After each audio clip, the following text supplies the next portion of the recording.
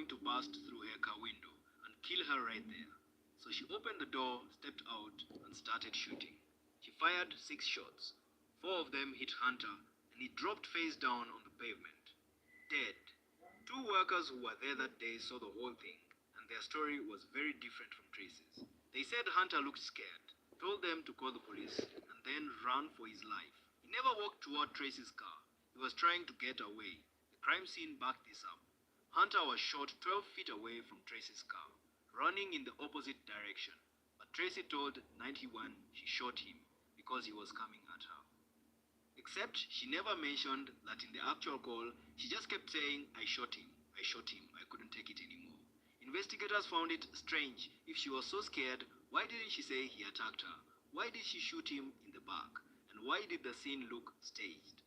There was a bottle of absinthe propped perfectly on her phone next to Hunter's body, like someone placed it there. Hunter's mother believes Tracy hunted him down, that he planned to kill him before the case went to court. Because if Hunter was found innocent, he'd get visitation rights to their daughter, and Tracy would lose control. The prosecution argued Tracy had a motive. Life insurance policy on Hunter. She called the insurance company the day before to confirm her address.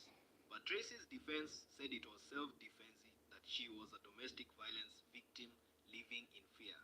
And when she saw Hunter that day, she thought he was going to kill her. The problem, Tracy had no proof. No police reports, no hospital records besides that one night.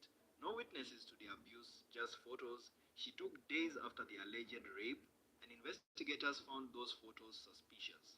Some bruises got worse over time, appearing in places that weren't bruised in the original police photos. And Tracy was a nurse who specialized in wound care. Hunter's family said he never abused her, that if anything, she abused him. They claimed she once showed up at his job screaming, "You're mine, I'll kill you." But Tracy stuck to her story. She said she lived in constant fear that Hunter had destroyed her life, and that if she hadn't shot him, she'd be dead. The trial was brutal. The jury heard about the alleged rape, but they were not allowed to see those graphic photos because the judge said they were prejudicial. Hunter never got to defend himself against the accusation. The prosecution painted Tracy as a cold-blooded killer who murdered her ex-husband in broad daylight. The defense painted her as a terrified abuse victim who acted in self-defense. And then, the judge made a shocking move. He offered Tracy a deal.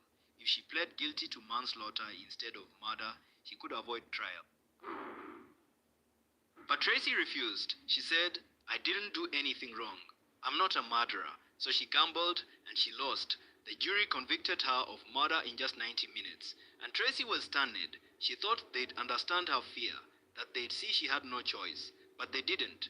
The judge sentenced her to 16 years in prison. And even after the conviction, Tracy still insists she's innocent. She says, "I'm not someone who would maliciously kill somebody. That's what a murderer is, and that's not me." But Hunter's mother disagrees. She believes Tracy is dangerous, borderline demonic, and that she got exactly what she deserved. So what's the truth? Was Tracy Graham a desperate abuse victim who fought back against her attacker? Or was she a manipulative killer who hunted down her ex-husband in cold blood? The jury decided. But the question still haunts everyone involved. Because in cases like this, the truth died with Hunter Graham, and we'll never know for sure what really happened that day.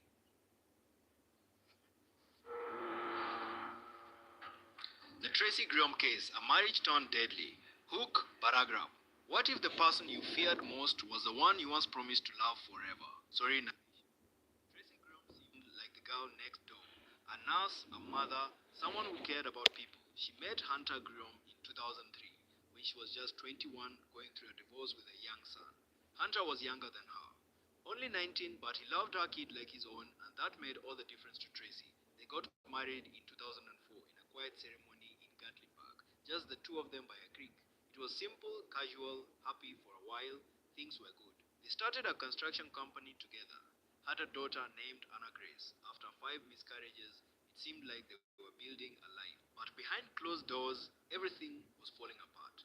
Tracy says Hunter became aggressive, controlling, violent. She claims he hit her, threatened to kill her if she told anyone. Bruises she hid, and except the black eyes.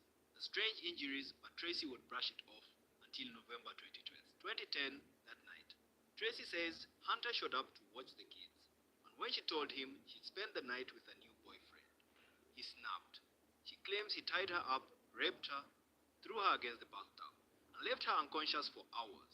When she woke up at 4 a.m., she was bleeding, hurt, terrified, and Hunter was gone. She called him begging for help, and he told her, "I hope you die." Tracy went to the hospital, and police arrested Hunter for rape, sodomy, kidnapping, and domestic violence. He got out on bail, so Tracy got a restraining order, bought a handgun, and carried it everywhere, because she was convinced he was coming for her. 18 months passed. Hunter wasn't paying spousal support, and Tracy believed he was secretly working even though he claimed he wasn't. So on May 15,